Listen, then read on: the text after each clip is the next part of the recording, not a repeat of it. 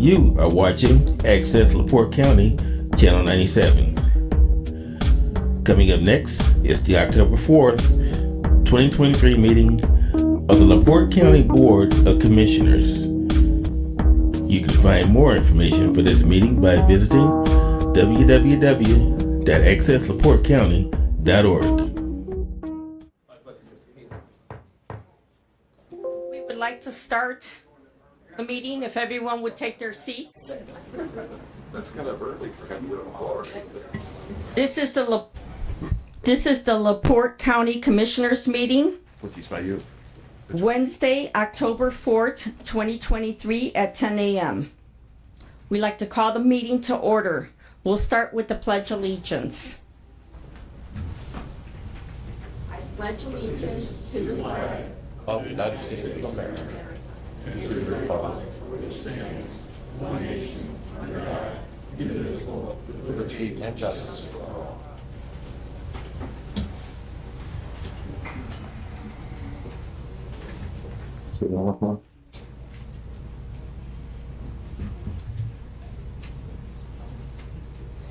Are they considering today? I was waiting to hear back from you.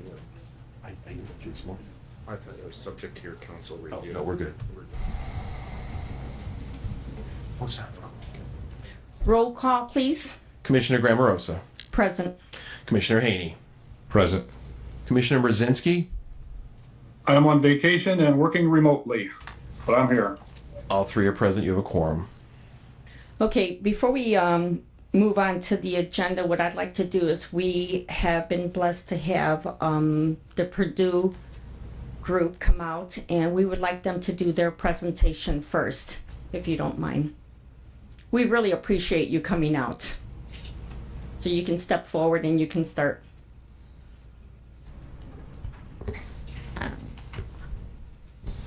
Well, thank you very much for the opportunity to be able to come and visit with you and talk a little bit about Purdue University Northwest and our Westville campus. My name is Tom Keon, and I have the pleasure of serving as Chancellor. With me today is our senior leadership team. And you'll see here our provost, Chris Holford, who'll speak in a moment, who, by the way, originally came from Westville. Steve Turner, who's our vice chancellor for finance and administration, who also originally came from Westville. Lisa Goodnight, our vice chancellor for institutional advancement. And Elizabeth Babcock Depew, our Vice Chancellor for Enrollment Management and Student Affairs, who also came from Westville originally.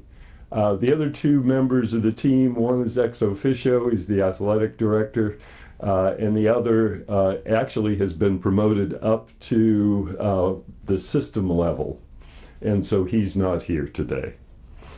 I wanted to start by just giving you an overview of what's happening nationally and within Indiana.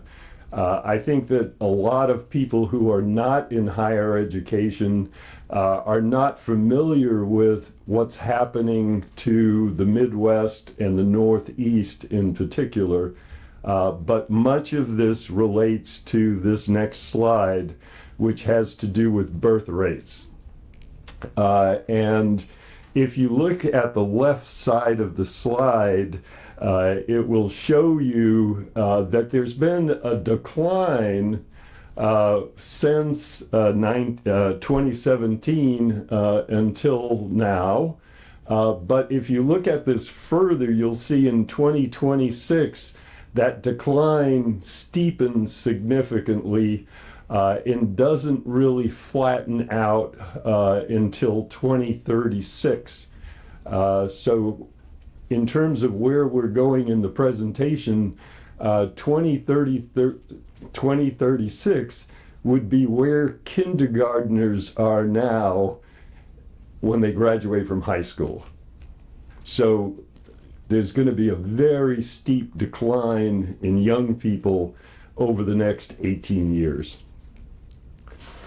This is actually good news for LaPorte, but you can see here that when you compare 12th graders to kindergarten, Lake County is going to be down 16%. Porter County is going to be down 15.5%. And fortunately for you, you're only going to be down a little over 2%. The other thing that's happening to higher education in conjunction with birth rate is college going rates. And in this slide, what you can see, the solid line shows that in the United States, fewer students graduating from high school are going to college. And in Indiana, the trend is the same, but lower than the country as a whole.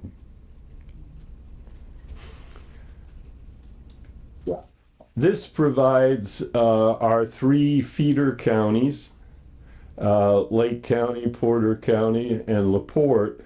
And as you can see, they are going at a rate sometimes lower than the nation and lower than the state of Indiana as well.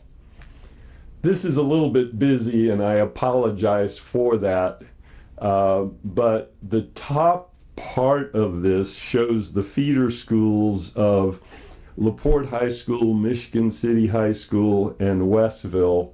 I think the thing I would point out to you is if you look to the right on that top, the highest going rate is 54%, then 45%, and Michigan City 40%. That's the percentage of high school graduates that are going to college.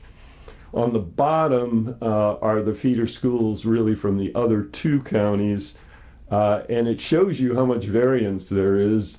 Munster is as high as 80% going on, and you'll see Portage as low as 47%. With the other feeder schools around the 67 to 61%, but all of those are down 10% since 2015. This is a really busy slide, but it shows the actual percentages. If you're interested in it, we can make this available to the public in case somebody wants to look at it more precisely. The next slide shows where do LaPorte County school students go to public colleges. So there's no privates on this. And you'll see that the largest number go to Ivy Tech, the second largest to us at PNW, the third to South Bend, IU South Bend, and then you can see West Lafayette, Bloomington, and down. I might note to you that IUN has as few as 1%. So with that, as an overview of what's happening nationally and locally, I'll pass it over to our provost, Dr. Chris Holford. Thank you, Chancellor, and thank you, council members, for having us here today. And by way of introduction, I'm the Provost and Vice Chancellor of Academic Affairs at Purdue Northwest. And as Chancellor mentioned, I spent the first 16 years of my career on the Westville campus, along with many of my colleagues. I want to begin by saying, contrary to what has periodically been popping up on social media and part of the rumor mill, we have no intention to go anywhere. As the Chancellor discussed, however, changes in factors around us necessitate that we evolve as an institution and think about the way we provide higher education in LaPorte County all the way over to the border. As the Chancellor mentioned, enrollments on our Westville campus have actually been declining for over a decade now. Due to a variety of external factors. Chancellor talked about some of the demographic changes, but also going along with that were some legislative changes that happened in the state Between 2010 and 2013, associate's degrees were eliminated from the comprehensive universities and transferred to Ivy Tech. The Westville campus had robust associate's degrees offering for many of those years in areas like technology, nursing, that we were providing that level of education to the student. Similarly, about the same time, the prison system transferred their master service contract also to the community college system, which also had a significant impact on the Westville campus because we were providing services in both Michigan City and Westville at the penitentiaries. So there were a variety of changes, and that necessitates a change in the way we look at the Westville campus and how we provide higher ed in those areas. We conducted a 5-year analysis of the courses delivered on our Westville campus and found that almost half of the course credits consumed on our campus were focused in only 7 courses. Those are the general education courses most commonly taken by students that have an intent to start college or to transfer to another university. Similarly, we found that enrollments were not a function of the majors that we were offering on campus. Students were using the Westville campus to get their first couple of years of instruction, and then in many cases looking to transfer elsewhere anyway. That has shifted, caused a shift in our focus at the Westville campus to a real focus on those 7 courses, the general education requirements that are most needed by the student population in this area. We believe that we have limited the discussion of Westville talking about only the 4-year majors that are available on the Westville campus instead of the opportunities that the Westville campus offers.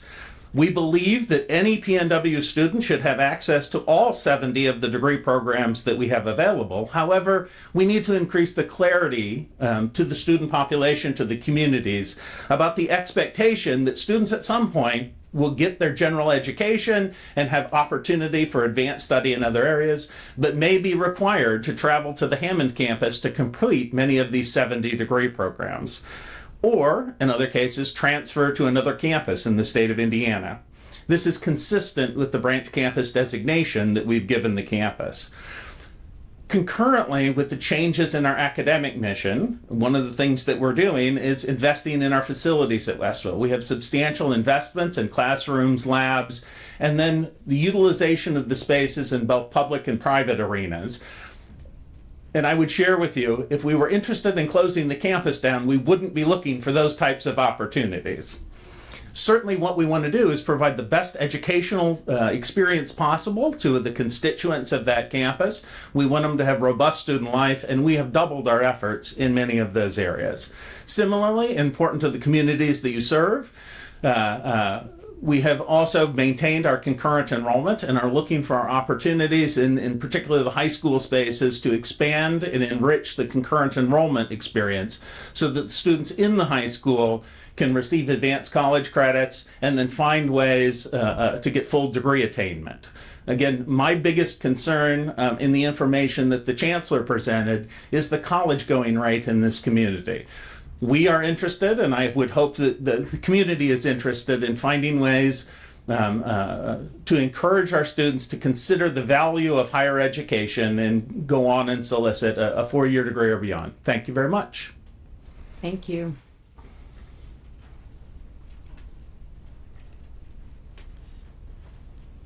Well, thank you very much for coming out today. I mean, it really did. There's been a lot of rumors in the community, and I hope that this really closes a lot of those rumors, and I'm glad that you're looking at different opportunities and different ways of keeping the campus open, and just we accept the changes that you'll be doing. So thank you so much. Madam President, Yes. I did have a question for our folks there from PNW. When they were showing the feeder schools, they didn't show New Prairie. And being involved in the Fair Board and with 4-H, there's a lot of farm kids from New Prairie that go to college. Most of them, a lot of them, go to Purdue for agricultural classes. And I'm curious why they showed all the other classes, the other schools, but not New Prairie. Just question. I was just told by our Vice Chancellor for Enrollment Management that the total number of students that came to us from New Prairie is 18. Oh, thank you. You're welcome.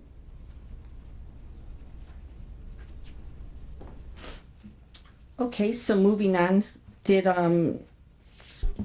we have someone else here for a presentation? Nope, Bethany Church. So we welcome Bethany Church to come up and do their presentation as well. Thank you.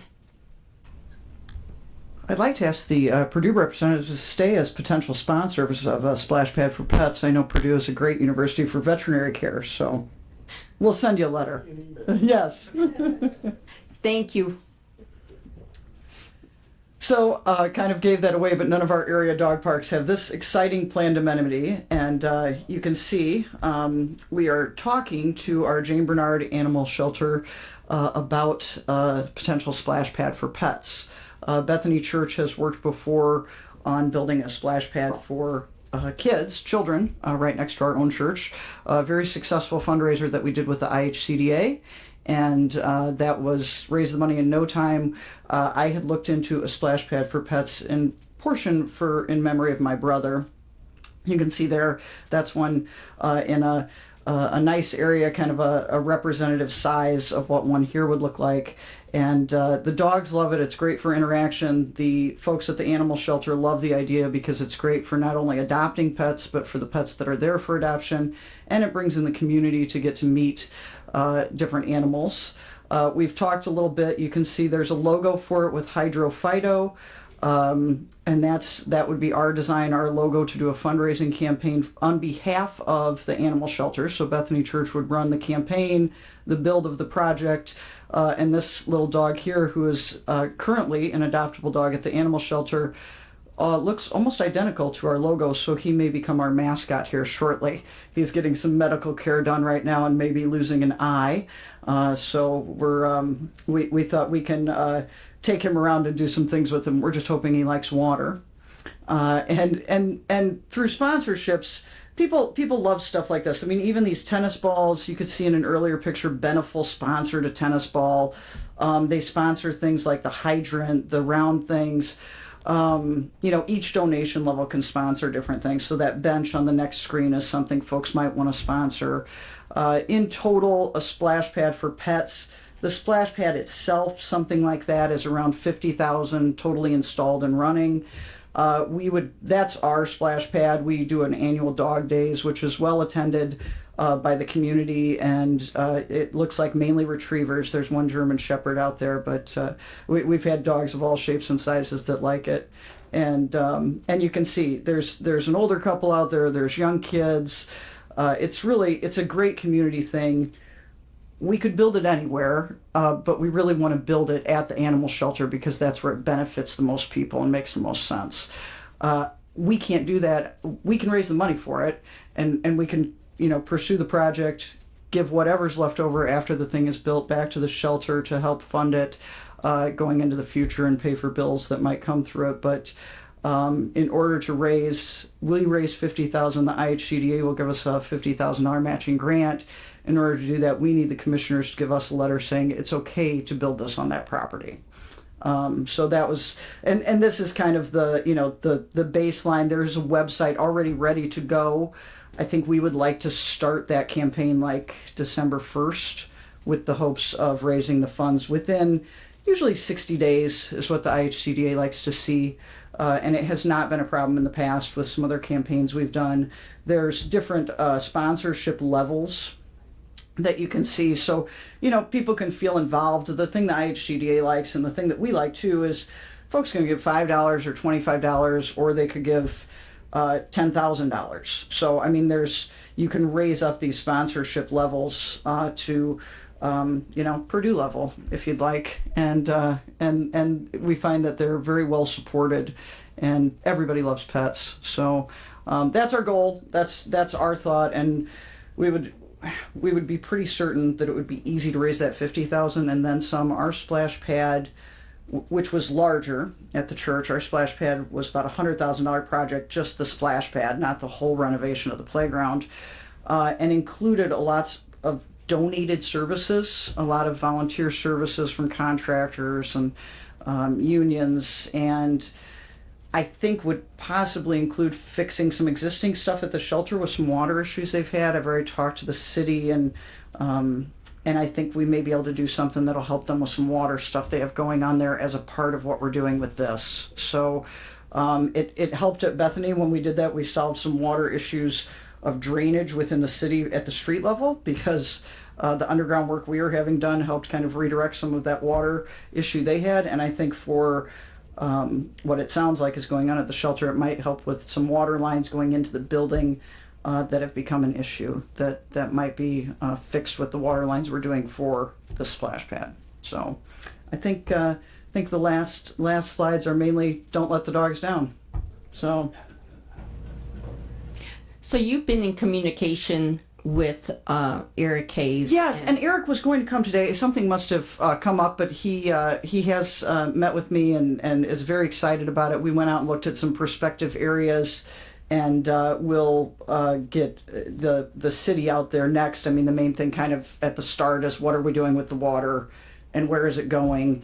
And then have begun starting to call people who have helped us with the splash pad that we already built and talk to the companies. So in overall, I think one of the main concerns was what does this cost us after it's built? I mean, I feel pretty confident we're going to raise all the money and it's going to get built, and we'll have something there, probably with an additional dog park area. Even I think the splash pad portion would just be, maybe the 50,000 and another 50,000 on some, artificial grass and some little dog stations and upgraded features for people that visit that dog park, which is a county park, so it could help them with some of their admission fees and things that they use to bring in additional funding. Our splash pad, I looked at last year, and the total cost of our splash pad, which for us includes bringing in porta pots and some maintenance guys to clean it and that kind of thing, was $10,000, but we brought in $5,000 of donations without trying. I mean, we really don't, I don't try that hard to raise. We don't do a bunch of events out there or charge people a card or have an encouraging donation thing right there. I mean, really, our donations mainly go back to giving kids free snacks that are on the splash pads. So and that's so if you looked at ours costing us $5,000 and it's about twice the size, I can't imagine this for the animals costing more than $5,000 a year. And the city already said that they would honor the same rates for that they do for ours, which is basically a sprinkler rate. Okay. And it's only running, May. Ours runs May through September. Theirs may run less. They may say, well, it's only open June through August. So. Okay. So Commissioner Mrzinski, you as a liaison, have you reviewed any of this? Yeah, I met with Carrie and also with Eric and with Randy Novak last week at the church. And we didn't get hit by lightning when I walked in, so that was a good thing. But they explained the whole thing and how it's worked in other places. And I did have concerns about the water situation there. For those who don't know, we did have an issue with the water out there this year where we have two lines, one from the city and one from our well, and one from the well broke. So we're just tied into the city. And so I was concerned that this much extra water is going to raise our water bill. But Carrie addressed that it'll be taken care of. But we're also going to look into the possibility of tying into that well to have our own water. I don't know that that'll work or not. There's some work to be done on it. But overall, after we saw the presentation from Carrie and Eric, and Jane Bernard was also there, I think it's a great idea. It'll be a great people thing for LaPorte County, quality of life thing, but not only for the dogs, but for the people who own dogs. And I would, at this time, make a motion that we have our attorney draw up a letter of approval for the commissioner's signature for Bethany Church to go ahead and start the process.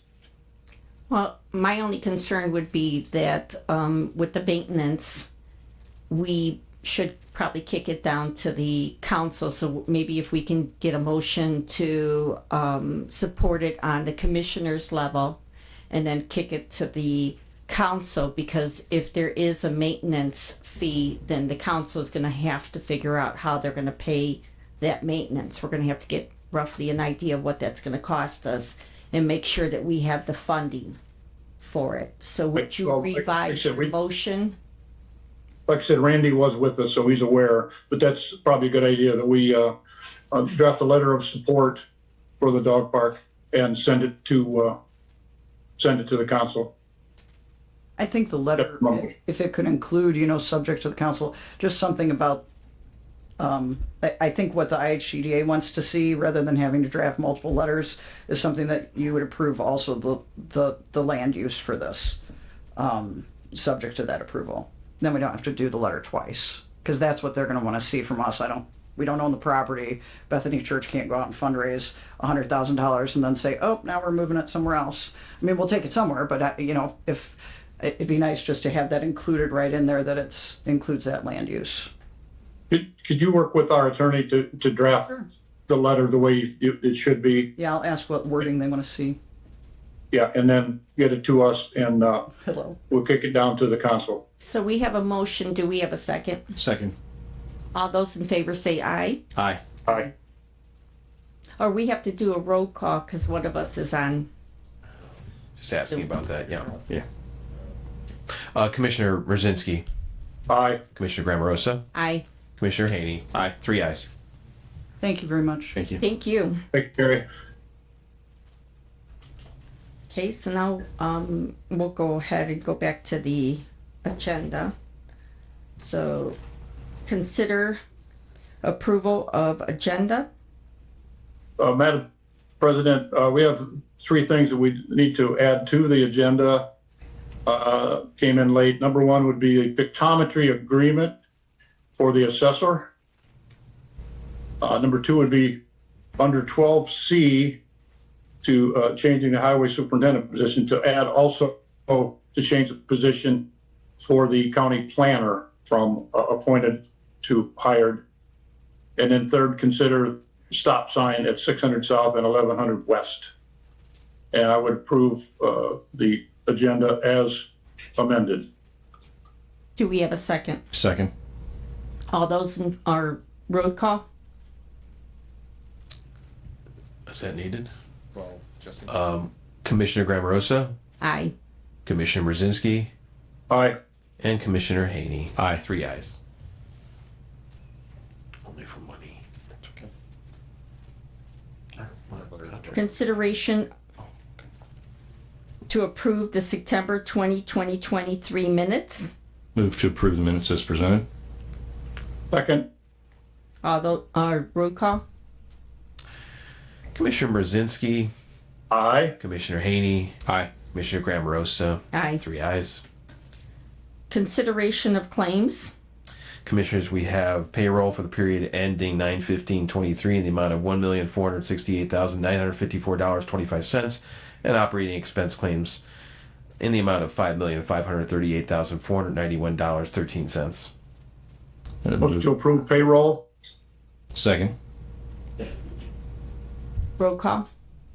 Commissioner Grammarosa, Aye. Commissioner Brzezinski, Aye. Commissioner Haney. Aye. 3 ayes. Under the operating expense claims at our last meeting, we added some additional claims on there for Friedman and Associates, for BG and BG's law group, also for Ellen Cyranek. And I'd like to ask Mr. Secretary, have those been paid? Mr. Auditor, I guess you're asking, the BG bills are in the hopper. They're going to be approved. They're up to be paid after your next meeting. They were not put in expedited. They're put in the regular way because the ordinance doesn't formally authorize us to put them expedited. From what month are they? I don't know what month they are. There's a couple months, but they are in the hopper to be paid, and they will be paid upon approval at your next meeting. I am not going to comment on the Freeman bills because I'm in a legal dispute with this vendor that is currently at the Indiana Court of Appeals. Bills, let's make it clear that the bills that we are paying on a monthly basis, and we have some backdated to June, are not under dispute. They are not part of your lawsuit. As a reflection of that, I'm not going to comment on any aspect of his billings at this meeting. If you have a public records or other requests, put it in writing, please. So again, Currently discussions going on. I will say there's currently discussions going on over possible settlement. we have bills, and we don't know how old Alan Cernick's are, we don't know how old BG's are, but we definitely know that there are bills from services provided in June from various attorneys that have not been paid, and this is now October. I mean, at what point does the county start paying its bills on a timely fashion? Well, Madam President, I'm happy to address at least part of that. Some of those bills from June and July, in the transition period, we had some of those bills from June and July didn't actually get presented to the auditor's office until last month, which was last month, September was four days ago. So some of those weren't presented until last month. We discussed it at the first meeting in September and then at the second meeting. So a whole month went by. Now we're at the third meeting and we don't have those paid. They were discussed at the first meeting in September. However, the actual invoices, I don't believe, were presented until after that first meeting. That is not true. Well, then where were they? True. So That is not true. Where were they? They weren't on my desk. I'm telling you that we have gone through 3 meetings now, and we have bills. We can't keep on blaming the assistant. Do you pay bills at home? Your cable, your light, all your monthly bills are due in after 30 days. But yet we're at county level and we seem to go months without paying our bills. And you think that's appropriate? I think we're within 30 days of those June bills actually being received by the auditor's office, pretty close to it. We are at we're past 30 days now. what's that? We're past 30 days. September 4th would be 30 days, and I don't think those were received until, what, 2nd? Or somewhere around the 10th, if I remember correctly. I'd have to look, but it was sometime in September, so it is what it is. They have to be received, they have to be processed, they have to be put on our docket for approval, and they have to go back. They actually have to get the checks cut. There's a process that goes through both the auditor's and treasurer's office and our office. And we sent it to the auditors over a month ago, and a lot of these bills, some of these bills are dated as far back as June, and we don't have those bills paid. And I don't know what we have to do to start getting our bills paid, but I think that this is a total embarrassment that we don't have vendors paid in a timely fashion. You know, we've had 3 employees that didn't get paid when they were expecting the payroll check, and that I don't know what you're talking about there. And the fact that we're not paying our bills is not a good thing. When we're at home, if we don't pay the NIPSCO bill, the NIPSCO bill gets cut off. But yet we in county government, we have we've created a culture of not paying our bills. And at what point do we start paying our bills? Well, you're part of that culture, because what I have said is that all attorney bills need to be paid. So let's pay all attorney bills. That's the principle. And you paid attorney bills without even our approval. You paid $21,000 worth of bills for yourself that were not approved or brought before the commission. I don't know. True or not true? I don't know what you're referring to. Which vendor?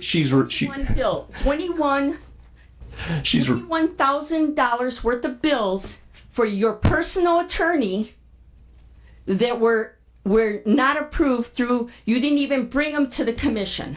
She's referring to the May. I'm sorry, Mr. Otter. She's referring to the invoices that were approved in May by this commission unanimously, 3-0, that were approved here. They were approved by the council, and then the second bill. And the second bill was brought here. There were 2 separate bills. The second bill was brought here. the bills that were paid were authorized to be paid under the statute. They were not approved by the commission. They never came before the commission. Check the May minutes. Stop lying. You know that the second Go to bill was Alco. never brought. Check the minutes. Go to Alco. Here we go. I don't know. It's What literally is your online. pleasure, Go to Alco. Go to YouTube. Watch the What is your videos. pleasure, Commissioner Merzinski. Move to approve the claims as presented. Madam President, that there have been at least two bills for the auditor's personal attorney that we did not approve. We made a point that we were not going to pay his personal attorney. However, on the other side, we have attorneys who are working for the county, doing approved work for the county that need to be paid. And the auditor refuses to pay him. He refuses to do his job. It's an embarrassment to the county. It's no wonder that vendors don't want to do business with LaPorte County. It's no wonder that the state legislature is making sport of the way things are done in LaPorte County because of those two guys that want to hold, weaponize their office and hold the county hostage. They rush right out and pay Tim's personal attorney, but when it comes to legitimate county business being taken care of and the bill being turned in, and they rip it apart and do not want to pay legitimate bills for the county. And we've talked about this before. The auditor refuses to do his job. I think he leaves us no other option except to file for a writ of mandamus and have him removed from office since he does not want to do his job. A writ of mandamus would not remove me from office, Commissioner. It's just an order to pay bills. Don't be overly dramatic. Counsel, would you, Yes, Your Honor. can you weigh in on this, please? Yes. Speaker. Sorry.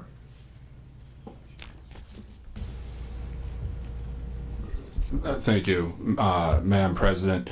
With respect to one of the vendors, there is an MOU, Memorandum of Understanding, for your consideration and the board's consideration with regard to the auditor's office and the commissioners. With regard to the bills, it's always been my position as county attorney that these bills do need to be paid. The logjam appears to be, to some degree, as to the timing of when these bills were submitted to the auditor's office for the auditor's review.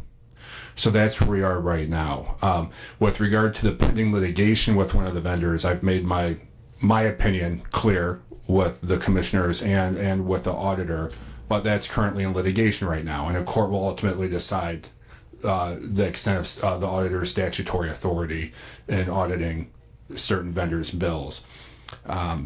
So I do want you to know I've emailed the MOU to you, Madam President, with regard to the one vendor and the auditor's office. But with regard to all the other attorney bills, it's my position these need to be paid and paid timely, because I'm proud to report, in all this negativity and this drama we have, I am proud to report, and I thank you, Madam President, for giving me the leeway to conduct the county legal business and the rest of the commission, and that we're doing a good job. Yes. We're doing, and I thank all of you for that, and in particular you, Madam President. So we're doing a good job. The work's being done. We just have these disputes, and they seem to take up 99% of the time, and it kind of overshadows all the great work that we're doing in moving this county forward and conducting our business. So I would like to get past this. That's my opinion. I have a nice relationship with Mr. Stabos. I'm trying to work through this, and what I recommend is I'll sit down with Diane, our administrative assistant here, and we will figure out what the logjam is and make sure that these bills are getting to the auditor's office, because if we had a transitionary problem in June or July where he didn't get all the bills, we'll deal with it. As far as what's ever on prior meetings with whatever bills were discussed, we can go back and review that to see what's going on here. So that the public understands, what is this MOU about? Oh, the MOU, Madam President, would be an understanding for the commissioner's approval between Auditor Stabos and the commission about a certain vendor's legal billings and paying future bills in a timely manner. And What is a timely fashion? Is it 30 days? Is it 45 days? Is it 60 days? I mean, because we can easily say, and I mean, this has obviously been the problem. What is in litigation? So are bills that every bill that comes in on a monthly basis, is every one of those bills part of the litigation? No, ma'am. Okay. So only what has already been set forth by the court and what they're going to look at, that's what's under litigation. That's my understanding, Madam President. Okay, so all these bills that we're talking about, none of them are part of the litigation. That's my understanding. That's correct. Okay, and so the agreement is going to be, May I approach, Madam President? sure.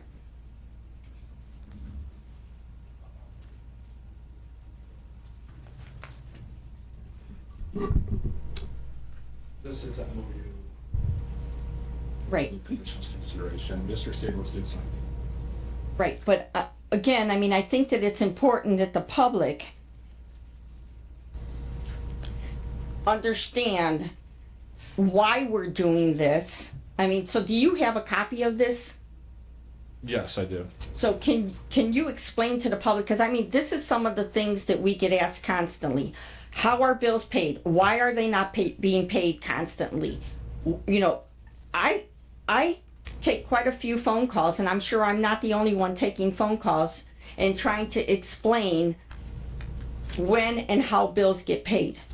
A lot of people at home have to pay their bills within 30 days. And it seems like we have constantly had issues with not paying bills. And it's not just vendor bills. I mean, it's been a series of problems. We've had insurance payments that weren't paid on time.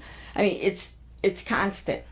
So can you explain to the public why we're doing this and what is going to be the benefit, and what I'm hoping that within here we have what time frame we're going to start paying these bills, because if they are not in litigation, and all we keep on hearing about is, well, we're in litigation with a vendor, we're in litigation with a vendor. We have no litigation going with Doug Beegee's firm, but yet Doug Beegee's bills do not get paid on time. We do not, that I know of, have a litigation with Ellen Cernick, but yet Ellen Cernick bills are not getting paid. I just recently saw a portion of Doug Beegee's bill that was taken out of there because it had the word Ellen Cernick in it, and we're not paying that. So we can't keep on using our offices for personal vendettas. We can't do this. So, I mean, we've had situations where we had subdivisions taken off of a paving list because there was a union person who lived in there. We cannot continue to use these offices we need to do county business. So we made a what settlement. are we agreeing to, Mr. Paycheck? Thank you. And I'm going to try to answer your question for the benefit of everyone here and listening in and to the public, just so everyone understands. With one of the vendors, one of our legal vendors, there is a current lawsuit between that vendor and Mr. Stabos that's currently pending in Porter County in front of a special judge, Judge DeBoer. That case is in litigation, and from what I understand, that involves disputed attorney fee bills dating back in 2022. And so they're not current bills that we're talking about. So that's why I tell the commission it's not in litigation. For the public and everyone's benefit, from what I understand, the nature of that dispute is, Madam President, under Title V, and I don't have a specific code section, but under Indiana Code Title V, the auditor has responsibility to certify claims for their truthfulness and accuracy.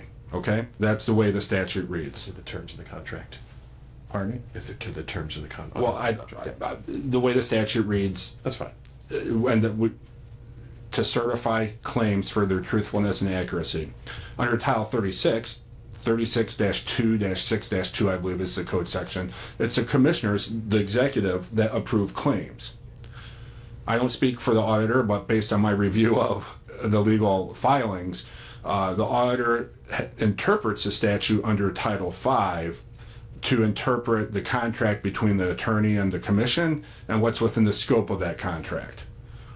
Again, like many statutes that we have concerning administration of county government, specifically Title V and Title 36, these statutes have never been litigated before. So we don't have a hard and fast answer where we can come and say, well, Madam President, in Smith versus County of St. Joe, they had the same issue and this is how the court ruled. We don't have that because we don't have any legal precedent.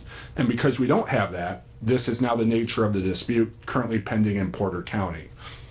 since the filing of that lawsuit and while that's pending, there have been some of this vendor's bills that the auditor has questioned, and there's been, for lack of a better term, hold up in payments. An effort to try to have a smoother function and administration of our county government to pay this one particular vendor, there's this memorandum of understanding that the auditor has signed that basically calls for, is that claims will be paid within 30 days of submission. However, if work product on a future line item of a billing is requested by a commissioner, I believe that will be, that would be provided. And Commissioner Haney, are you familiar with this? Briefly, I heard something about it this morning, yes. And you don't need more time to review this since you only received this morning? This is one of the few things that I prioritized this to go through this morning, so. So you're No, okay with it even though you saw it this morning? It's a fairly short MOU. That's a yes or no? I would be okay with it, yeah. This was a proposed form of settlement that, in essence, I initiated. I was informed that you might very well engage in another mandamus action against my office to pursue collection or whatever of the few months worth of billings from the noted vendor who's in the MOU. I think we're all sick of this. I know I am. But you're the one creating it. How could you be let's sick not go of it? there. Let's not go there. I'm trying to. So I propose something to try to bring us together potentially, so that's the nature of this proposed settlement agreement, and the This underlying. became this. You're the one that drew this up because No, I didn't draw it up. that we were going to do a mandamus. I didn't draw it up. I'm not afraid of mandamus action. We went through mandamus action before and we settled. So. Excuse me, Madam President. I'm sorry, Mr. Stables. Just so everyone understands, as county attorney, if you think you're frustrated, we're all frustrated, including me, including Mr. Stables and everyone. And this has gone on to the points of lunacy here of what we're dealing with, because we're really doing good things, and the public needs to know we're doing good things and how hard everyone's working for the betterment of the county. We keep on going back around in circles. I mean, so We he do. just said it himself. This is not the first mandamus. We've Done this before. And Madam President, what happened was, I've been speaking with Mr. Stables on this issue and the vendor. A proposal was made. There's some back and forth redrafts, edits, if you will. So both parties contributed to the document before you, the MOU. And I'm really trying, to the best of my ability as the attorney for the county, is to help us move forward. And I know it's hard. I know there's a lot of history and there's current lawsuits. I get it. But we really need to move forward, because this is such a minor thing in everything, all the good things all of you do. And what we're trying to, this is such a minor thing, but to the public's view, that's the only thing. And it's really not. This is just a very small thing that takes up an unnecessary amount of time for what we do. So I think this is a fair resolution, and we'll see how this works should the commission decide to approve it. I recommend that be approved because I'd like to move forward. And with this particular vendor, I have to say the legal work has been exemplary and the county has been well served. And I would like to continue to use this vendor because we're doing good things. So thank you for the time, Madam President. So just so I understand, going forward, processing such claims within 30 days of submission. Yes. So are we going to timestamp when the submission is? We do timestamp. I'm sorry, Commissioner, I apologize. We do timestamp when claims arrive, and we will timestamp, yes. Correct. And Ms. Gonzalez, will you be getting copies of these timestamps? Because I need to know moving forward that this is going to end. I mean, we've had 2.5 years of this nonsense. We view this, Commissioner, with great respect. I apologize. I'm talking to. Sure. Thank you. The invoices come on the 16th of every month from this Okay. particular vendor. At the beginning of the year, Microphone, please. At the beginning of the year, we have our Board of Commissioners meeting dates set. The auditor's office will put a claim schedule together according to our meetings. So the claims will always be approved at our meetings. So we send that claim schedule out to the vendors, and the vendors know if you can get your invoices in by this particular dates, then we submit them. And it's generally 30 days when, let's see, if the invoices are submitted, say by 9/11, September 11th, the checks will be cut from the auditor's office October 6th. That's generally, so, like 3 weeks is when they get paid. They're not considered an expedite, which would be the items that you could turn off, utilities, life insurance, things that we pay, phones, things that we pay all the time. These particular vendors' legal fees do not fall under that category, so we cannot expedite them. That's why they're on our claim schedule. So when they come in, say if I get it on the 16th, but we're not supposed to turn the claims in till the 20th, then that's when I turn them in, is on the 20th. I can turn it in earlier, but the auditor's office, their staff goes according to the claim schedule that is set forth by the commissioners' meetings. So hypothetically, if a claim comes in on the 20th, when does that get paid? Well, it goes according to the next claim schedule. Can you answer that, Mr.? I don't have the schedule in front of me. I'd have to. It would go according to the commissioners' meetings, is normally Right. when the claim And it would schedule be, goes it to our would be meetings. roughly 3 weeks after the 20th. Correct. Correct. It's usually 3 to 4 weeks, if that, when they will be paid. Correct. And that's for every vendor. So And now, we submit them according to the claim schedule, because then they're approved at our commissioners' meeting. I'm not a lawyer and I don't pretend to be one. So with this, are there any loopholes that if there is a question, I mean, obviously there's one code out there that says once the commissioners approve it, the bill has to be paid, but yet there's another law out there that says the auditor has the right to check it as well. And so once there is a question, say the auditor decides he wants to question a line item, does he get to hold it up past the 30 days? Is there a loophole in here? To answer your question, I'm going to start generally and then I'll get specific. A contract is only as good as the party signing it, number one. So that's why we have courthouses. So I can't predict the future, but I believe in going forward, I'm cautiously optimistic that everyone will abide by this agreement, primarily the vendor and Mr. Stabos.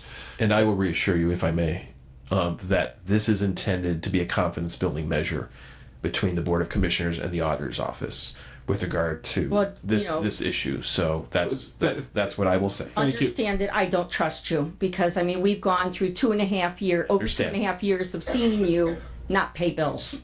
So I will say, confidence is very low, I but I appreciate will that. I will try building. I appreciate that. I will just say this as a matter of reporting. The only bills that my office has not paid that I'm aware of over the entire tenure of my 2.5 years is roughly $1,000 to a certain attorney vendor, roughly $10,000 to another attorney vendor, and $555 to another attorney vendor, and then a $2,800 attorney bill that I've been trying to get paid. The commissioners have refused to pay. So the total amount of all these, like, oh my God, he's not paying bills, not trying to be offensive, is like $15,000. The notion that the auditor would never dispute anything with the vendor, if there were no disputes, I wouldn't be doing my job. So this is with all due respect to Tempest and a Teapot, but we haven't Do you settled. ever dispute any of the vendors that you use in your office? Because there are plenty that you use to help you do your job. This is intended to move us forward with a confidence building measure, and I'm not.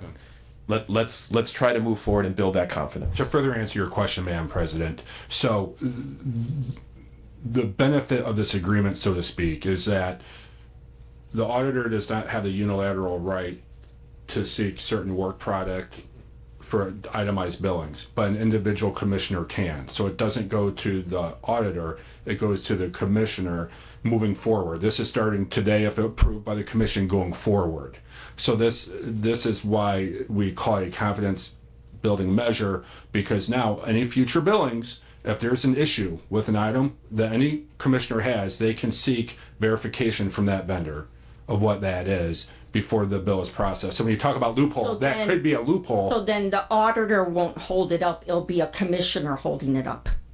I am waiving, that's correct. I am waiving, if I may, I am waiving my claim to work product for the purposes of this vendor exclusively. So for example, So we're just throwing the responsibility from what he does to give it to a commissioner and have a commissioner hold it up. well, no, to this date, I'm sorry, Madam President, to this date, there hasn't been any work product provided because it's always been, from what I understand, I'm new, so if I'm wrong, someone can correct me, that the Work product was provided in July of 2021 by the vendor, but then he stopped providing it after that. that work product is provided by the authority of the majority of the commission, because the commission speaks through its majority, okay?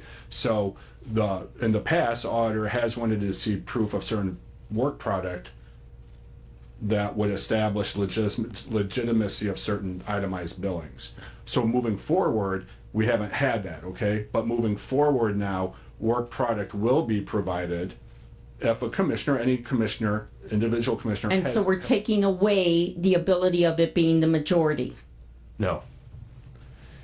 So you're not gonna work for the majority, it's gonna be whoever decides to.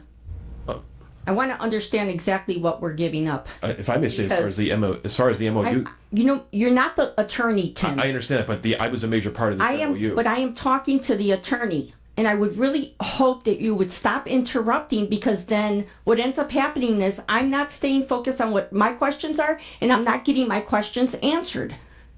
You know, we've gone through 2 years and 10 months. I think we've heard enough of your attacks, and then let's talk about the agreement. Here we go. You know, I call let's- for a we're- recess. Thank I you. call for a recess. Okay, we're back from our recess. Thank you, Madam President. If I might address the board, Your Honor, Excuse me, we're back in session. thank you, Madam President. If I may address the board, with respect to this memorandum of understanding, again, any contract or memorandum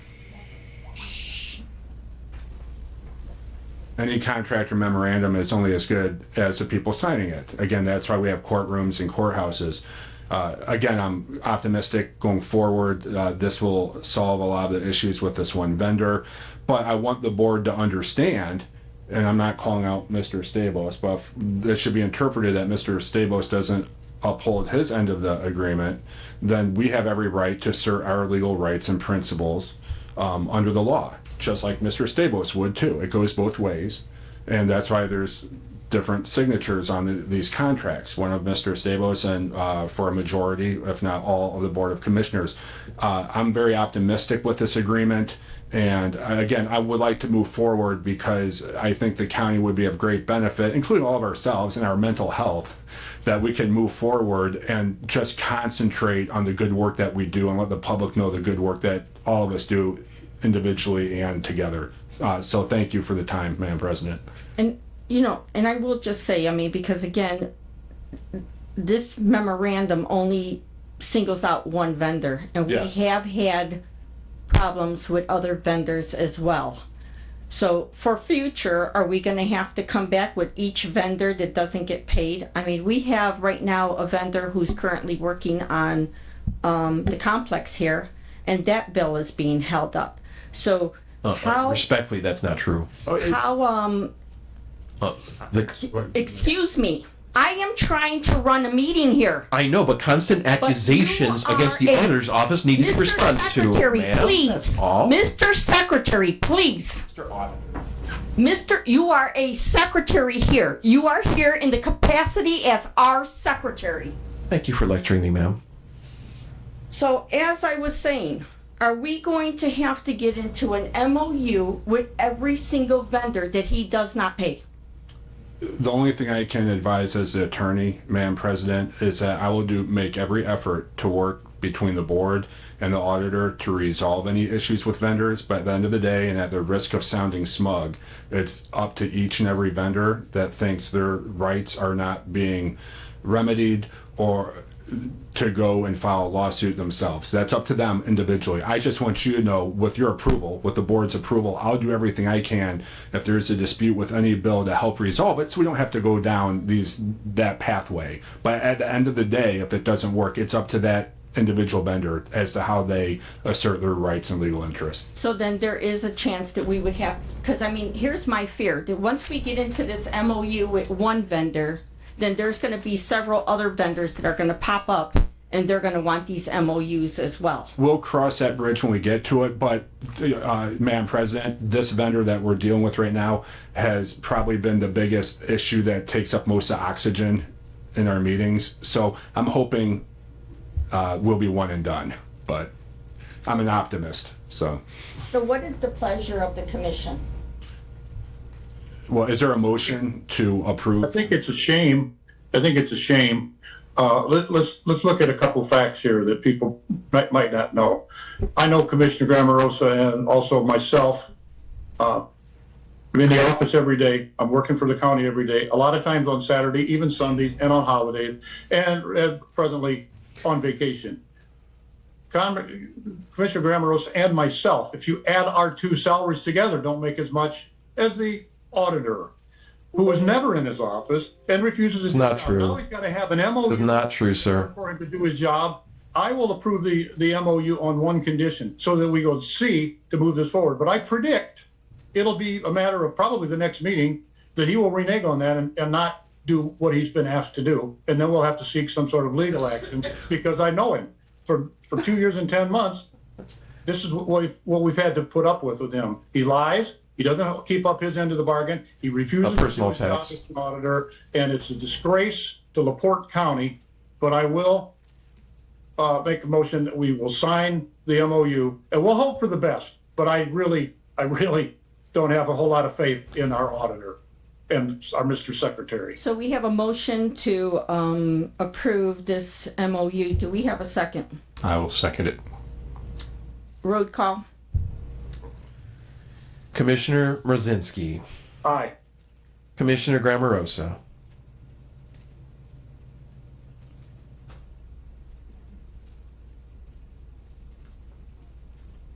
Commissioner Haney.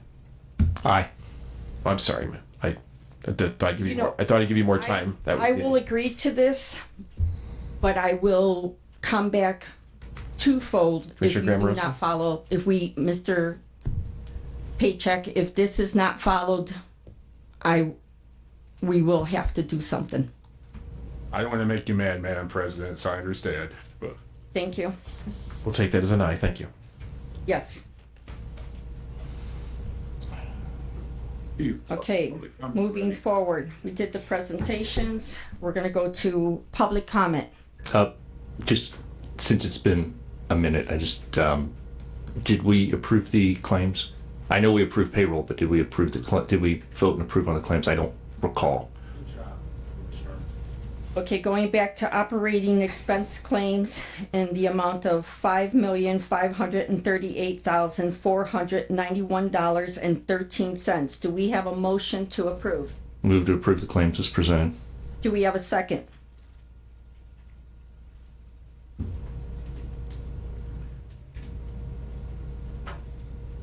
Commissioner Mrazinski, do you have a problem with expense claims? Still, I have a lot of problems with our expenses, but I'll second the motion. Okay, road call. Commissioner Grammarosa, Aye. Commissioner Haney, Aye. Commissioner Brzezinski. Aye. 3 ayes. Okay, moving on to public comment. Already? I was here, Rodney McCormick, 617 Union Street. I came to talk about a bridge, but just watching what's going on again, it's hard to continue to come to these meetings the way we are. Conducting public business in this manner is pathetic. It's gotten to the point now where it has totally destroyed the public's trust in elected officials. Every one of us in this audience have the right to come to these meetings and stop seeing, we don't want to see this bickering. This is going on and on and on and on. Every meeting. I've been away for 3 meetings and now I come here and it's the same thing. If we don't like the way things go in our county, a wise man once taught me, we change who we vote for. And with that being said, I changed who I voted for on numerous occasions. As a Democrat of 38 years, I seen our party in the county run amok of the system. And now we're faced with the same thing. How much longer are we going to have to put up with this? Mr. Sabos, you owe it to us to just not to here give you no lecture. Just pay the bills. You'll take care of it in court. That's what the court's for. Right now, we need to take care of the public's business. I'm not siding with nobody. We just want to get through our meetings when we come here. That's it. That's all. I like you, but this has to stop. When election time come around, we work like we worked before. We find the right people to put in office. But it's getting harder. It's going to get harder to put people back in office when we continue to behave this way. I am running for the 1st Ward of Michigan City. And I come here to get examples on how to run business, how to take care of the public's business. And I'm embarrassed. This has to change. It must change. Or else we should just shut down these meetings. If I can just give one word of advice, we all make mistakes. And we need to go behind closed doors sometime. And we need to iron out our differences so we can do better by the public. It's a simple process. Shut the door, shut your mouth, and start listening.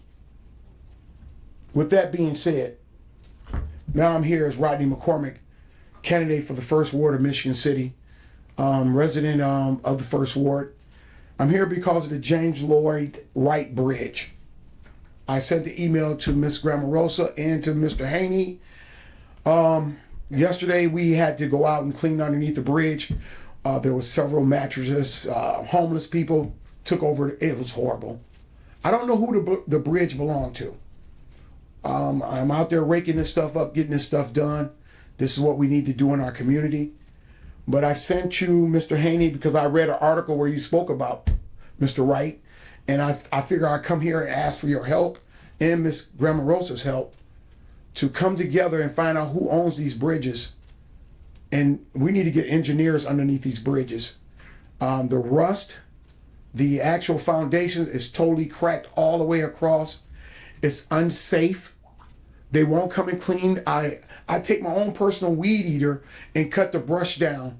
The last time the Michigan City Vector Control came out and helped me, Steve Hahn, I salute him for doing what he did. And then we have two other bridges in the 1st Ward that needs to be taken care of. The drawbridge being one, and then the one on Liberty Trail that I cannot recall.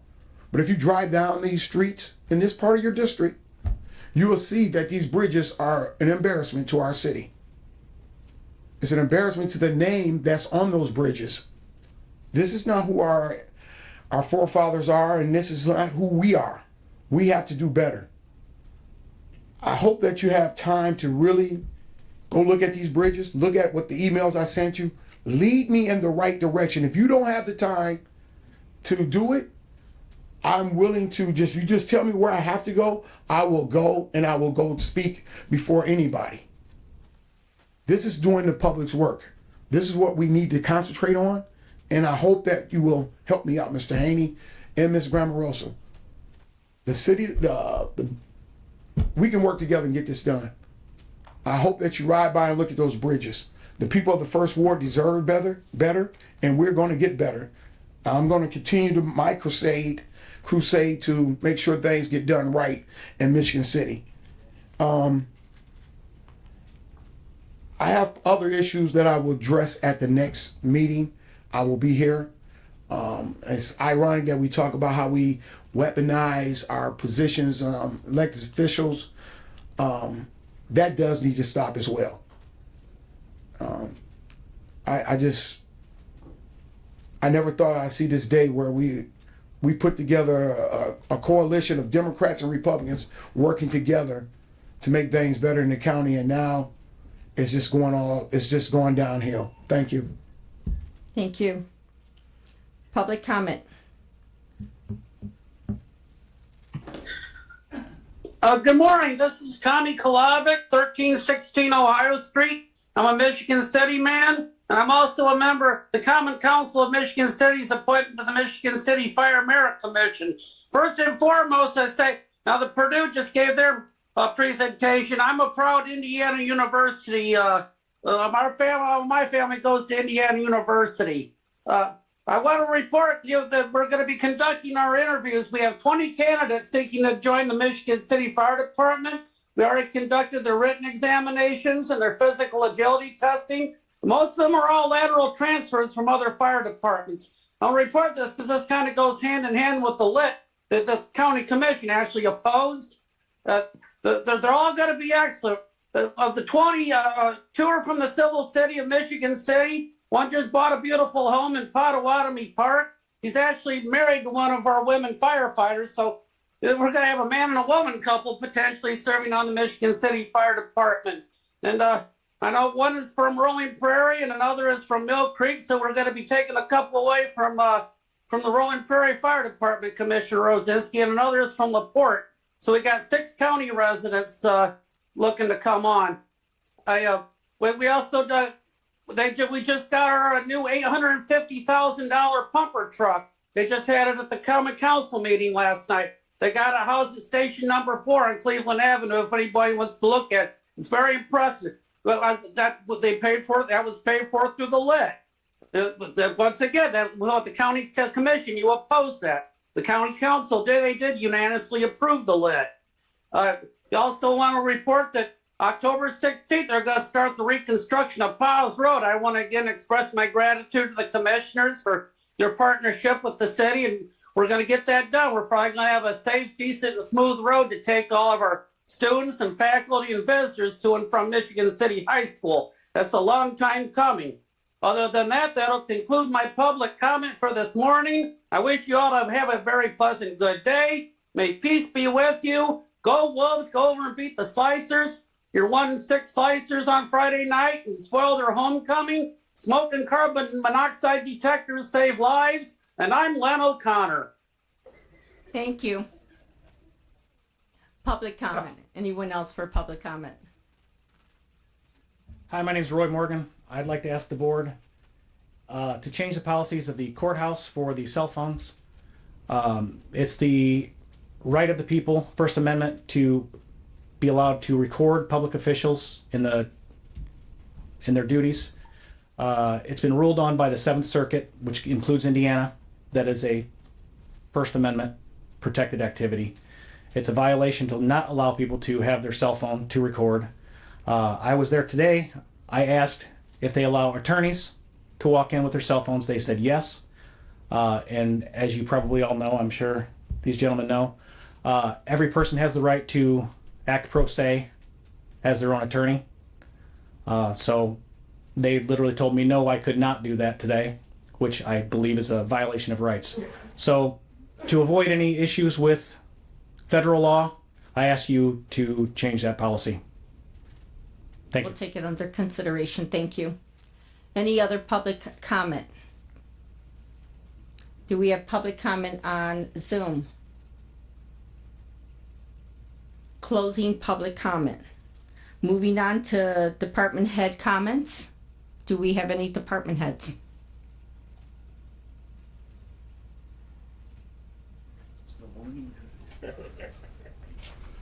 Good morning. Rob Saby with LaPorte County Emergency Management. Just a couple things I wanted to bring up this morning. Today at approximately 1:20, FEMA is going to be doing a nationwide test of the alerting system, so everybody's phone should go off. It's just a test, just to let everybody know that that's coming down the line, and then it also go out through. Hopefully we'll be out of here before it goes off, right? Right, I hope so. We're getting closer. So anyway, so that's going to happen today. I know there's a lot of conspiracy stuff going around the internet and that it's some big thing that the government's trying to do, but it's not. It's just a test. And also, there will be a partial solar eclipse next, I think it's the 14th. So I think, is that a Saturday maybe? Next week anyway. There will be a partial solar eclipse in which next year on April 8th will be a full eclipse through most of Indiana. LaPorte County is going to be under probably about 90-95% of that as far as the coverage of darkness. So they're expecting a lot of people coming into the area. So there might be some traffic jams and that type of thing. So we've been working on some plans with the state on that. On the 19th of this month, we are doing a full-scale exercise, which is basically a drill to test the emergency response for different agencies and how they all get along and everything. So that's going to happen on the 19th. And next, on October 11th, the National Weather Service is putting on a weather spotters class, and that's free to the public, and that's going to be held at the Purdue campus out at Westville. That starts at 6 p.m. So anybody that wants to learn how to, spot severe weather and, reading clouds and that kind of thing. So that's going to be next Wednesday, October 11th at 6 o'clock at Purdue Northwest. So that's all I have right now. So, Thank you. thank you. Department heads, do we have any other department heads? Good morning. I just wanted to report that last week, Ella Bilderback, LaPorte County Recorder. Last week I attended the AIC conference, that's Association of Indiana Counties. Great learning opportunity. Also at that conference on the 28th, I was given a certificate stating that I've earned 30 plus hours of training within 3 years. Typically takes a little longer, so I'm proud to say that I represented our county. Out of 70 local officials who were awarded, LaPorte County was the only one that got one certificate. So I really hope that other folks will spend a little more time trying to represent us that way. Also, yesterday I attended additional training through our software vendor, learning about a program that will be coming to Indiana. It's a law on federal level. It's called Daniel's Law. It will eventually come to our county, and it will involve shielding information for judges, sheriff's deputies, different groups that would need protection. The law came to be because a federal judge, a person did not like what she had to say in the courtroom, and they found her information, went to her house and killed her son, injured her husband, and so she worked in having that law implemented, and it will be coming to our county. And the software that we are going to use is going to make our job a little less complicated. I'm more confident in being able to provide that service now that I've seen what it can do. It will still involve court systems, but it's doable. When I first heard of it, I thought, how will we ever implement this? But I feel much more confident now. So let's say either one of you would want to have your information shielded, we'll have that ability once it all comes into place. So, and that's about it. Thank you. Thank you. Thank you. And congratulations on your certificate. So you were only one of 70 that received it? That's wonderful. And so just so the public knows, AIC is something that we pay for. And, they've done a fabulous job at paying for majority of the elected officials to go to this training. And if you are fortunate enough to get the auditor to pay for you, I would suggest that you do go, because I have a bill Very from nice. 2022 that still has not been paid and submitted twice to the auditor's office and has not been paid. So any other department heads? Do we have department heads on Zoom? We do. I had a few folks ask me about a situation. If you remember a little history here, this past winter when we had the big fire in LaPorte there of the factory that was storing all of the hand sanitizer, huge fire. And then the same organization has a facility in Stillwell. They've had at least 3 fires there. And when they read an article in the paper from Commissioner Haney saying, well, we need to do something, we need an investigation. Well, sorry to bring you into the picture here late, but actually, there's been a lot of people working on this situation for several months. The state fire marshal, IDEM, hazmat, local fire departments, EMA, EMS, the sheriff, even the prosecutor, the building commissioner especially, Commissioner Grammarosa and myself, we've been working on it. So people were alerted saying, wow, I can't believe nothing's been done. Haney's saying that we need to have an investigation. Sorry, you're way late. It's been investigating for several months. And I can rest assured that we're going to continue working on it. However, it's very likely going to come into the realm of litigation, and so we won't be talking about it at all. But just rest assured that we are working on it, and we have been, and will continue to. So thank you, Mr. President. No more department head? Madam President, I have two things here really quickly. Mr. Paycheck, in regard to Mr. Morgan's question about our cell phone policy in the courthouse, if you wouldn't mind looking into the policy we have, how that will comport itself with either state or federal rulings, as well as how that juxtaposes with the judge's desire not to have cell phones in their courtroom. That's a very good point, Commissioner. I will say, I don't have the answer, but I will say it has been a judicial rule, not a commissioner rule, from my understanding. The Indiana Supreme Court, they have their rules. And so the whole issue is, to the extent that the Indiana Supreme Court's rule is in conflict of a ruling with the Seventh Circuit, what prevails? I don't have an answer, but it's a good point. I'll look into it. Thank you, sir. And when he was up here, I did, because normally we don't engage with folks to come up for public comments. And I did say we would take it under advisement. So it was something that we were going to address. But thank you. Fantastic. My other point, just speak to what Mr. Commissioner Merzinski said. A few months ago, I started asking questions at our Right to Know, EMA, and hazmat meetings about, after the most recent fire had occurred, about things that we can do, for example, violations of possible, some of our BZA concerns. Do they actually have a special, they actually go and get a special exemption, and some other things. And it was ironic that that meeting after that, Commissioner Merzinski pulled me off of those boards. And when asked why, Commissioner Merzinski hesitated for a minute and then said, because he was asked. I'm curious. I had to issue a statement for you and Commissioner Grammarosa to get interested in this.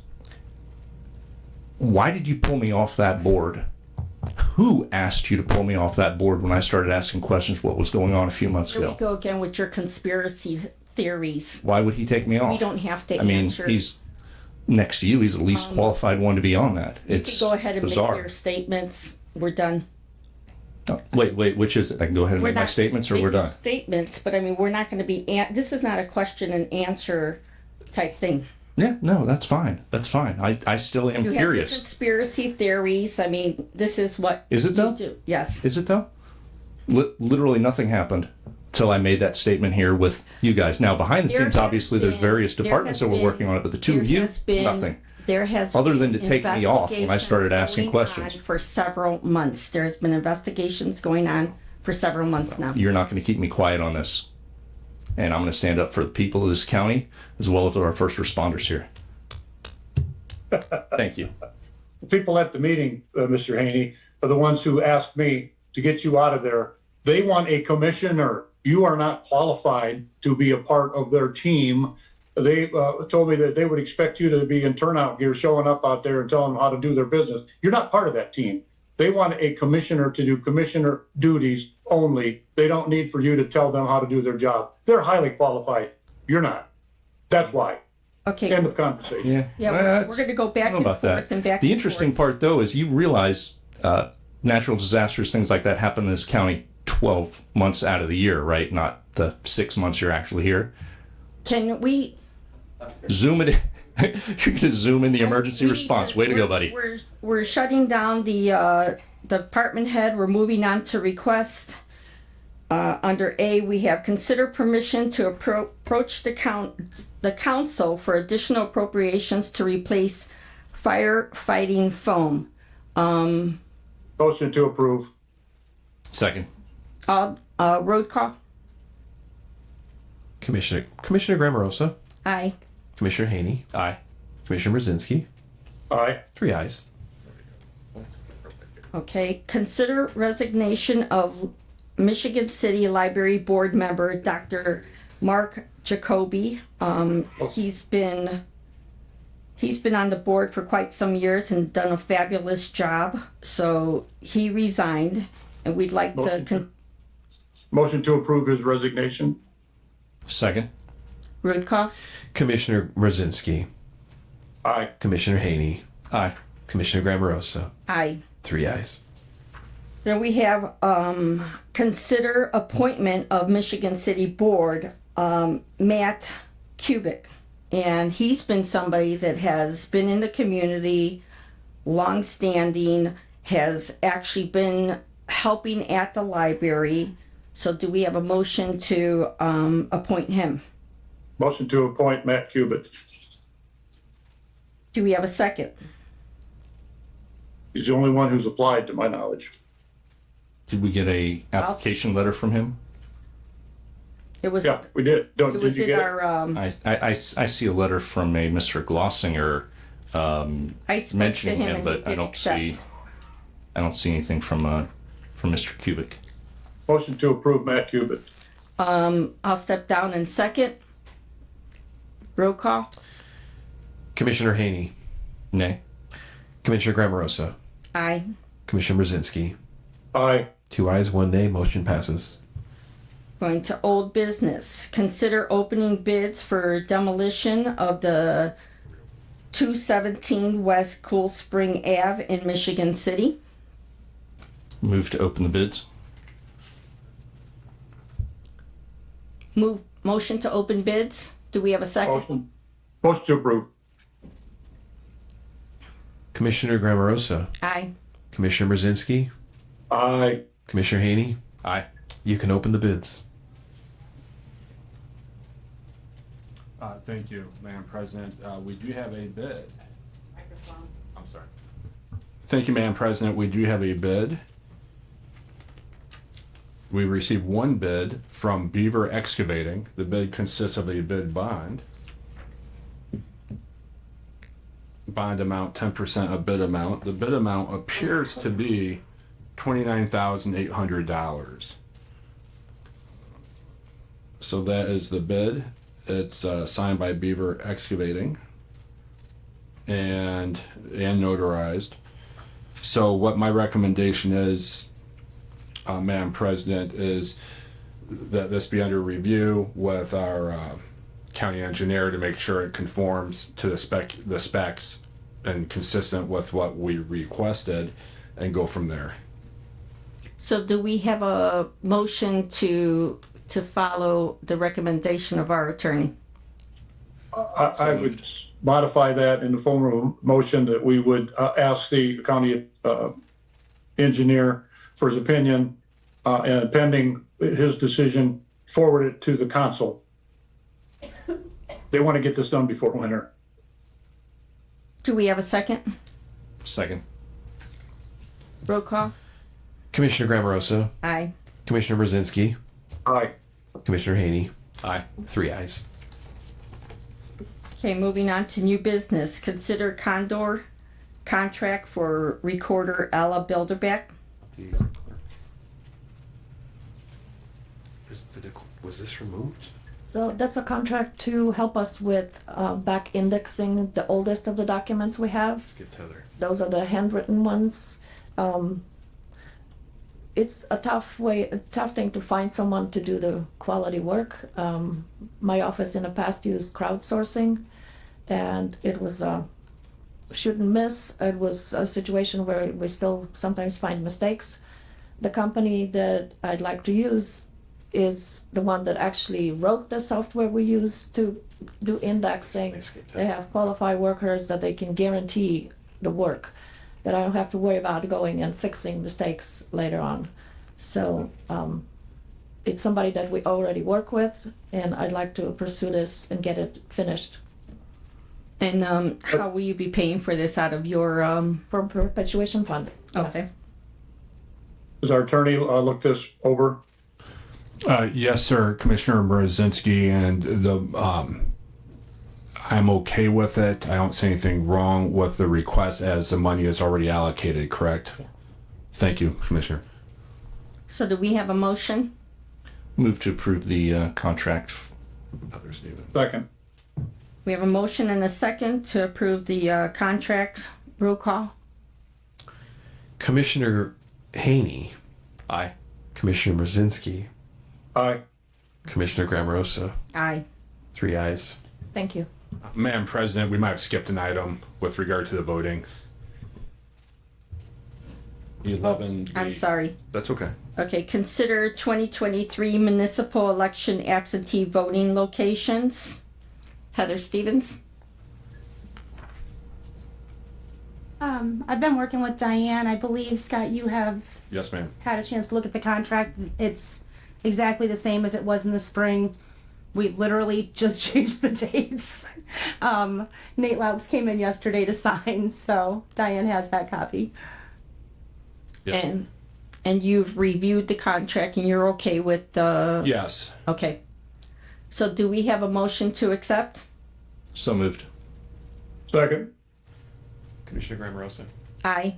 Commissioner Haney. Aye. Commissioner Brzezinski. Commissioner Brzezinski, sorry. Aye. 3 ayes. Thank you. The mic was off. Consider opening bid proposals for food services in the jail. Motion to approve the bid opening. Second. Commissioner Grammarosa. Aye. Commissioner Brzezinski.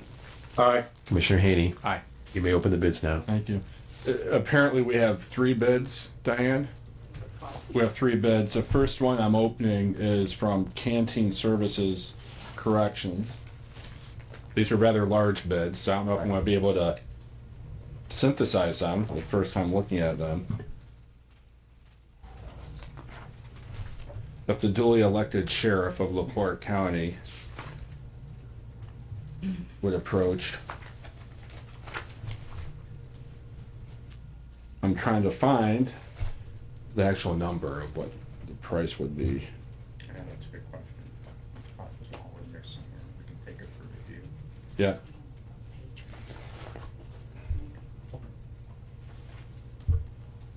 I apologize, Madam President. As you can see, these are in binders and there's lots of pages. I'm just trying to see if there's a bottom line number. Maybe the sheriff can help you find it. Sure, maybe the sheriff could. Bring in the investigative team. Yes. Need a detective. There's. If it pleases the board, I could move to accept the bids with the sheriff to review them, kind of maybe here while we're sitting here. That's a great- conducting the meeting, and then lay this on the table for later in the meeting. That's Either that or we can take them for review and come back at the next meeting with a recommendation. If that's You have time? We have time to review them then? Okay. Yeah, definitely have time to review them. But I believe before we leave here today, the whatever the bottom dollar is needs to be read into the record on those. I will say, Madam President, just so you understand, we have a cost per meal, and I'll just read some of them so the public has an idea. Right. So there's a cost per meal of $250 to $275 at $1.85, $8.35, and then $3.26 to $3.50, $1.75, and then it goes down the more people they serve. The lowest amount of $4.51 to $4.75 is $1.67. So that's what I'm seeing here. There are 2 binders. And I'll put it back in the envelope. Are they 2 different vendors, Sheriff Heek? That one's the same. Sorry. 2 binders with the same vendor. It appears that they may just be a lot of paperwork that goes with it. So there may be a second copy. Yeah. So is there a second vendor that We've got 3 total vendors. There may just been additional copy for the second binder. Okay. Open this for me. Or it is. Oh, no. Open another end. Okay, we have another bid. The second bid appears to be from Tiger. It actually has a tiger on their binder as well.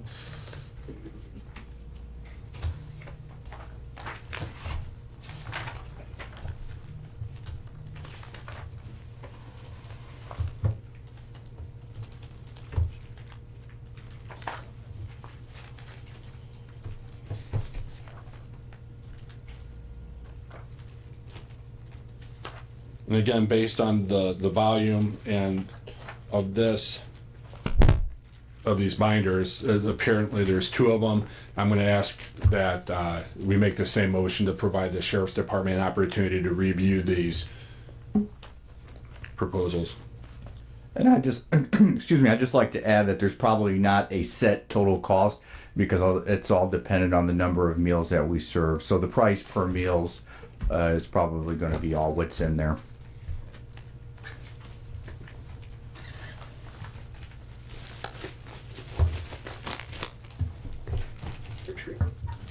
Thank you.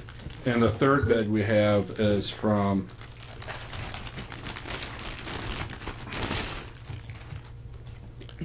Trinity Services Group, and again, it's 2 binders.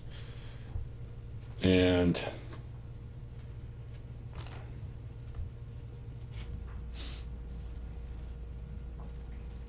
so it'd be 3.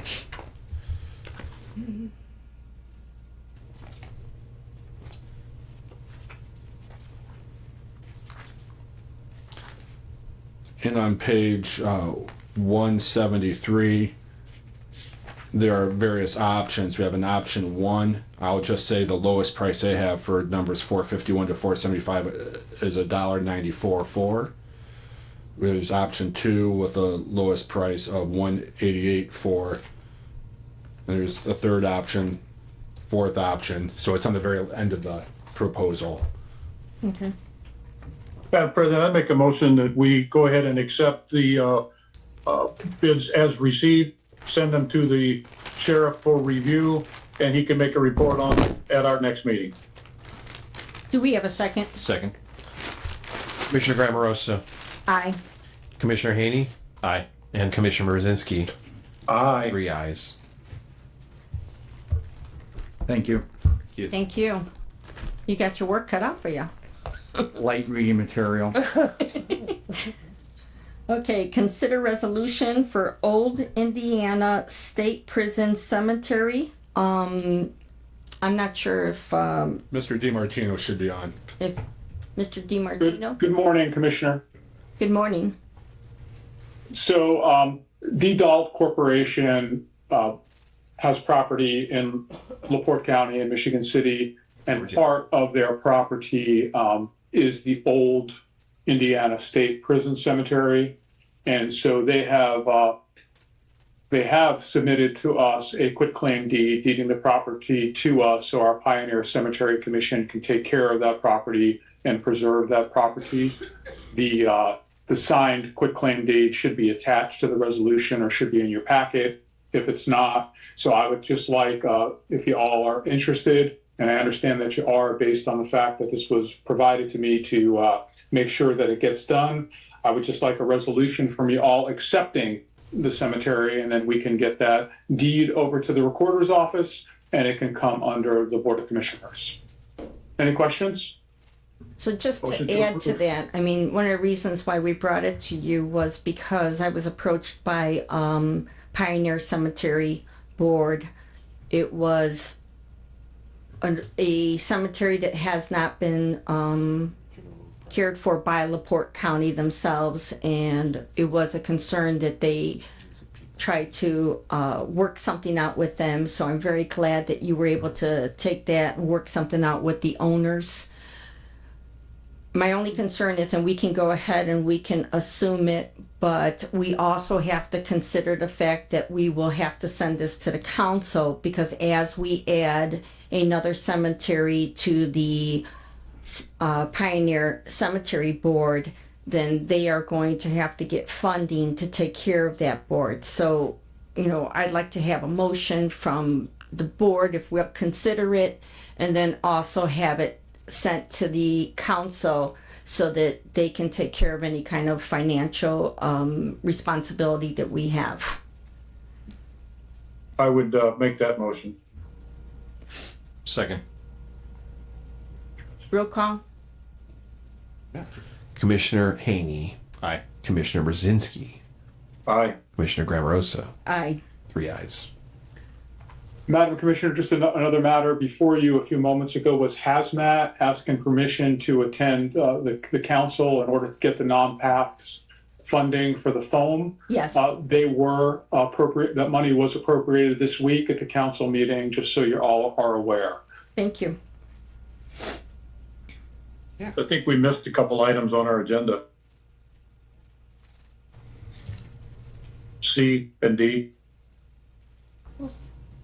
Okay, moving up to C. Consider changing highway superintendent position from annual appointment to hired classification. Excuse me, Madam President, if I might interject. I'm sorry, Commissioner Mrozinski.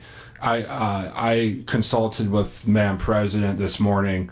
There's an Indiana code under Title 8 where it's mandated that we shall make the highway superintendent an appointment. I'm going to do the research to see if we can, if there's, if that's a solid law, if there's any way around it. I know there might have been past historical practice where we didn't do that, perhaps, but I'm based on the reading of the law, it has to be an appointment. But I'll be researching that issue, Commissioner. Thank you. And just so that, I also wanted to bring this up because I think it's unfair just to talk about the superintendent, highway superintendent, because we have a planner. At one time it was GIS, and they were all higher ends. And if you look, and we went ahead and we pulled some of the older commissioner meeting minutes, and we went to the January 5th of 1999, the one in January of 20, January of 22. We did January of 2010 and one of January 12th, and it was always followed in the same manner. And then in 2013 is really when they made this huge change and they pulled a whole bunch of positions that were hired and they made them appointments. And since then, it's kind of been a yo-yo where we pick and choose which ones we're going to put in as appointments and which ones we're going to put in as hires. And I do agree with you, if there's some type of statute, we need to follow the statute. But if there isn't, and we have these ones that are that were higher ends, I think that we need to return them back to higher ends. I think that, people are already tired of the politicalness of a lot of this government, and I think that we need to go back to a solid stance where if they were hired in, that's how we do it. We just hire these individuals. And with the inconsistency of politics, as a politician, you put your name on the line, you go ahead and you go to the people and you collect your votes, and that's who determines whether you're going to be in that office for 4 years. The idea that we're doing this with departments and the department heads don't know from year to year, you almost would have to turn those into elected positions. I think it's really unfair. So it would just help that if we had more consistency in government, and that we had these individuals know that they're hired in, and that as long as that they're doing their job, that they're gonna succeed in this position and not have to worry about the whole political end of this. So I would agree, if we can just table this, if we can get a motion to table this and give the attorney the opportunity to go ahead and look into this a little bit better, and then kind of throw a couple of other positions and give him the data that we've collected so far, and kind of see where we can try to do away with some of this. Yeah, when we approved the agenda, I had added county planner to that 12C also, who was hired and then switched to appointed and then switched back to hired and to appointed. I believe they did the same kind of tricks with the IT director. Those are positions, as you stated, they need to be hired, not appointed every year. You need to have consistency there. And as somebody who's been around a while and knows what's going on, with some of these positions, if we keep it as an appointed, you're gonna have trouble finding somebody to take the job. And right now, we've got the highway department is doing an excellent job. Sherry's doing a great job. And I can't blame her for being concerned about whether she's going to have that job next year if she's only appointed. But if there is a legal thing, then we need to look at it. But the county planner, we need to look into that. And IT, I don't know what their status is right now. They've been changed back and forth so many times. But those 3 positions need to be hired. And if we could have a reading on that at our next meeting, we'll have time to get it done before the end of the year. So I would table it in lieu of hearing from our attorney at our next meeting. So we have a motion to table. Well, Mr. DiMartino, did you want to comment on it? I did. So, this has come back and forth between the council and this has been going on. I understand that you want to table it. I believe that there's a way forward, but I would recommend to the commission to consider putting together a small committee with a commissioner and maybe 1 or 2 council members, because I think that everything could be handled, but it might not be able to be handled just through an ordinance. It might have to be handled through some rules and policies and procedures in order to protect people who are employees and then get moved up to a department head, and what would happen if should they get demoted from the department head position. So that would just be on behalf of my council, based on the conversations that we've had. I would suggest that might be a way forward, along with Mr. Paycheck doing the research. Thank you. My only concern with that, Mr. DiMartino, is that, we have currently someone in HR who's doing a great job. We have the council and the commission who jointly have to hire that position. We've had that person receive emails being told not to do certain things because, it's no guarantee that she's going to have that job. So I don't want to, I think that once we start broadening it out, I want to make sure that we're not putting ourselves in a position where we're going to create another position where we're going to have problems in the future. Well, again, I can just tell you from the council's position, Madam President, is this. As to the county highway department, you have the statutory authority to go ahead and appoint and set the salary for that position. Right. Okay. But you're talking about a number of other positions which you do not have the statutory authority to go ahead and do something like that. And classification of employees is something that's within the council's purview. So if we want to try to get a workaround, whether you want somebody from the council to be part of the process or not, if you don't get council buy-in, it's just not going to be done. And that's just my position regarding that. So you can move forward with the county highway superintendent because you have the statutory authority to do so, but it's been the council's position for a long period of time that as to the other positions, that's really a council decision. So that would just be, based on what I've been informed by the council. Yeah. So, and but thank you for your time. I appreciate it. And I think that we can sit down, we should have a dialogue about this because, again, we, as the commission, hire the individuals and we take care of the employees. The salary is handled by the council. And as long as we're not changing the salary, then we should be good. But I would welcome Mr. DiMartino if you would like to help us get that together.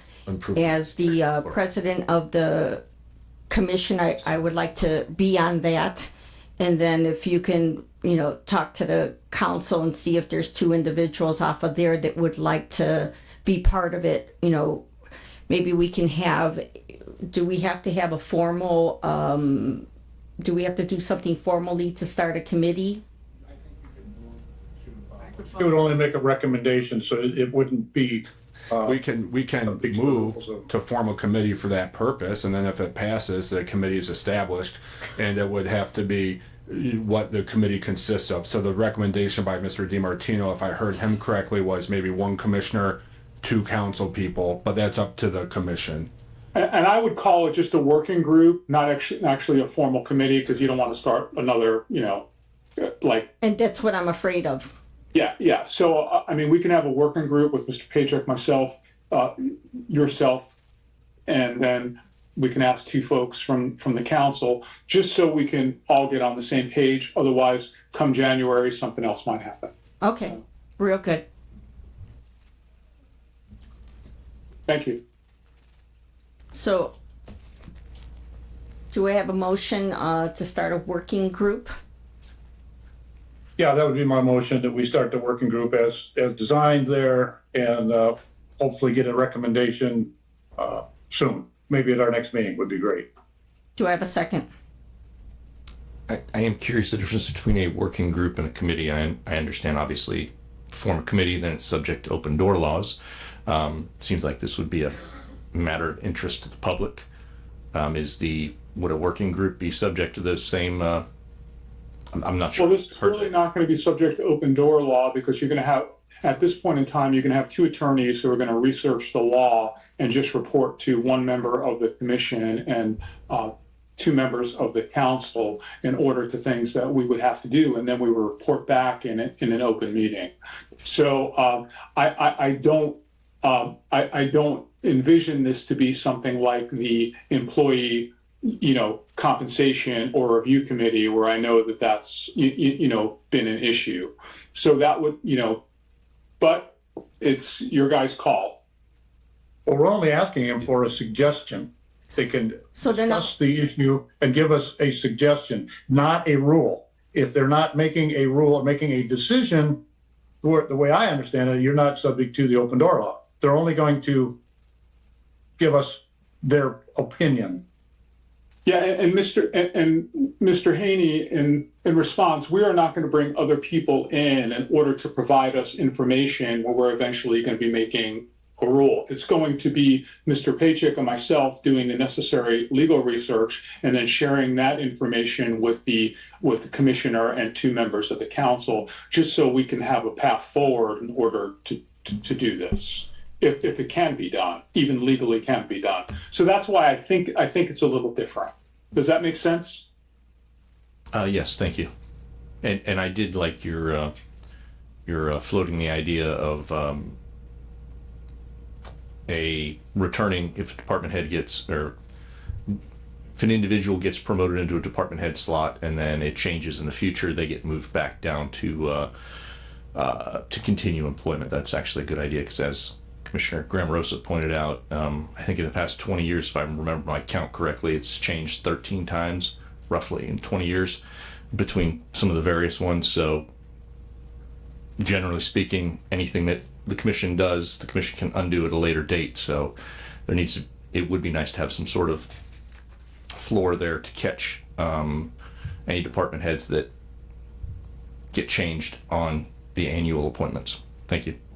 And actually, it was 2013 when they did this, so it's been the last 10 years that they've been playing this political ball back and forth. Okay, so we have a motion. Do we have a second in order to have a work group? I'll step down and I'll second having a work group. All those in favor?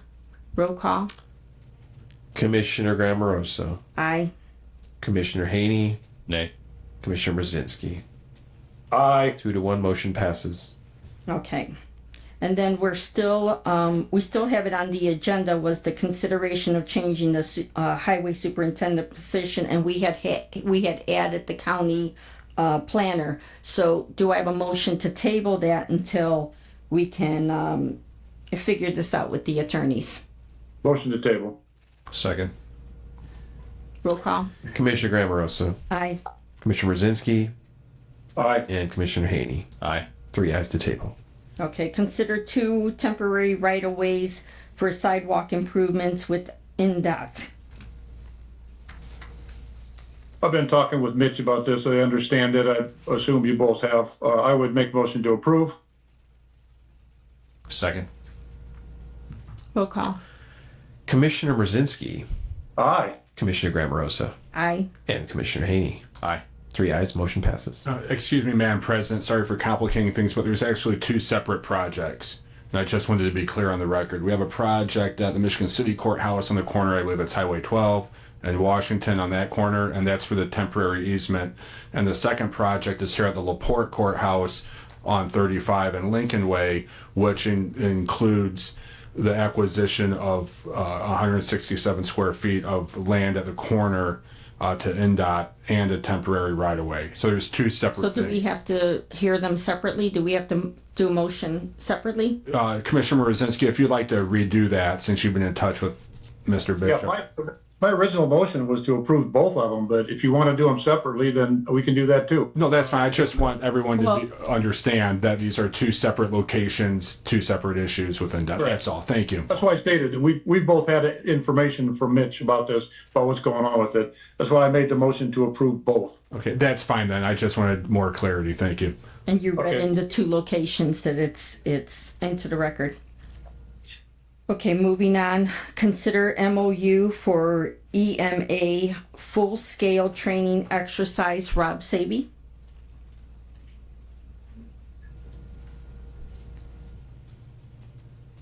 So, Rob Saby with the LaPorte County Emergency Management. Been working with the attorney and with the property owner to do our full-scale exercise. They just want an MOU that says that we have basically insurance and we're covered that in case anything would happen. And they kind of spelled out the time and that we're going to use the property. So, What's the pleasure of the commission? Between Attorney Pajek, myself, and John Jones, with help from Diane, I assume, Attorney, that you're all good with everything, because I know I am.